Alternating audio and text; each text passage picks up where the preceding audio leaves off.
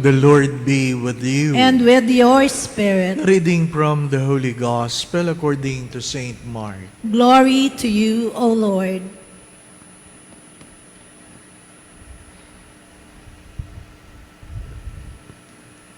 Jesus and his disciples left from there and began a journey through Galilee, but he did not wish anyone to know about it. He was teaching his disciples and telling them, "The Son of Man is to be handed over to men, and they will kill him.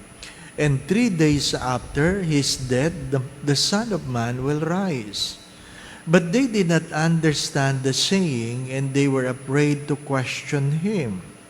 They came to Capernaum, and once inside the house, he began to ask them, "What were you arguing about on the way?" But they remained silent, for they had been discussing among themselves on the way who was the greatest. Then he sat down, called the 12, and said to them, "If anyone wishes to be first, he shall be the last of all and the servant of all."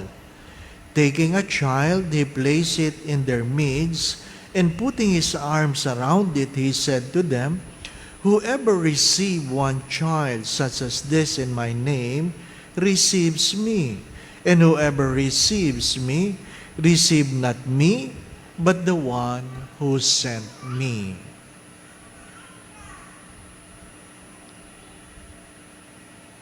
The Gospel of the Lord. Praise to you, Lord Jesus Christ.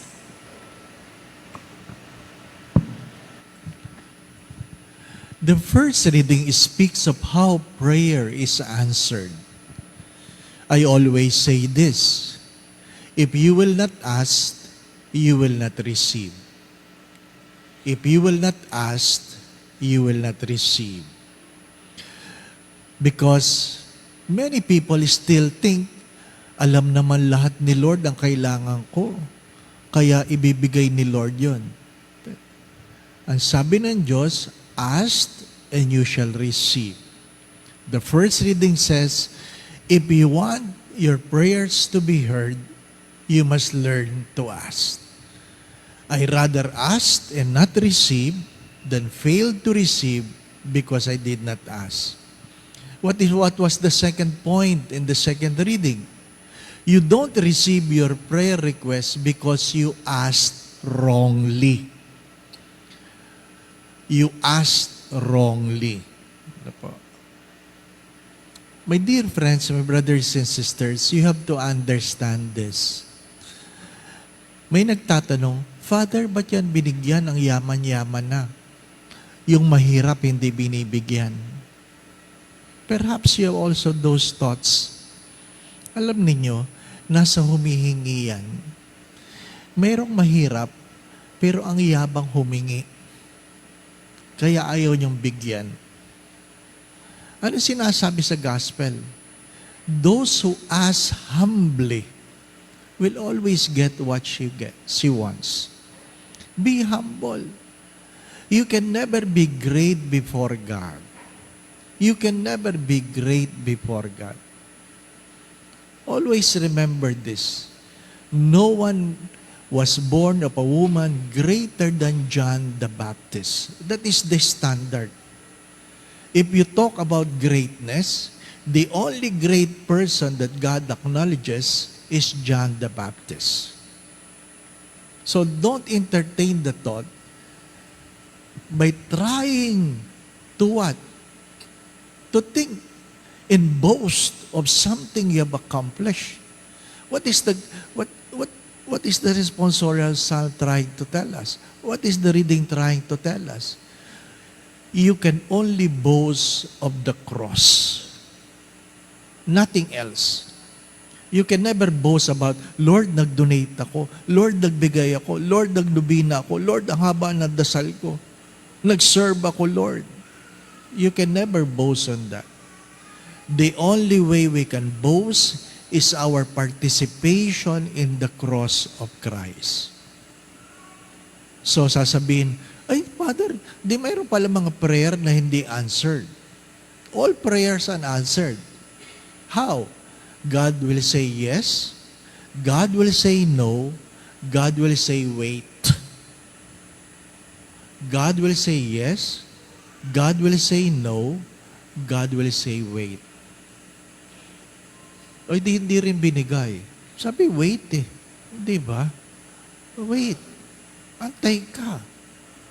Because you might not be ready to accept what you're asking for. Mahirap yung, Lord, sana bigyan mo ako ng sasakyan. Sino ba naman ang ayaw ng sasakyan? Di ba? Ano? Tapos sabi ni Lord, marunong ka ba mag-drive? Hindi. Nakikita ka sa sasakyan, di ka naman marunong mag-drive. Di ba? Ang kasunod na hingin mo, Lord, pahingin driver. Di ba? Pag humingi ka, dapat maayos. Di po ba? Ano? Sa darating na linggo, may board exam. Ang dami nagpapabless. Dala-dala na naman ng lapis at ballpen. Sabi ko, nag-aral ka ba? Ano pa? Opo, Father. Para saan yung lapis? Ay, gagamitin ko po. Paano kung nakalimutan mo yan sa exam? Hindi ka na magsusulat. Kasi hindi mo dala yung na-bless na lapis. Di po ba? Ano? My dear friends, my brothers and sisters, when you pray, you ask. And when you ask, you must know what you ask for. Ano palagi ko sinasabi? When you come before the Lord, you must know the answer to the question that God will always ask, what do you want me to do for you? It is always the question. You look at the scriptures, all people who came and come before God was asked with the same question, what do you want me to do for you? If you do not know, then you will not receive what you will be asking for. Again, ask that you may receive. Ask humbly, because those who ask wrongly will never get what they asked for. Amen. Again, my brothers and sisters, all prayers are answered. Either yes, no, or wait. But if you want your prayers to be granted, ask rightly. Ask and ask rightly. Be humble. The Lord be with you. And with your spirit. And may Almighty God bless you and your family, the Father, the Son, and the Holy Spirit. Amen. We now go in peace to love and serve the Lord. Thanks be to God.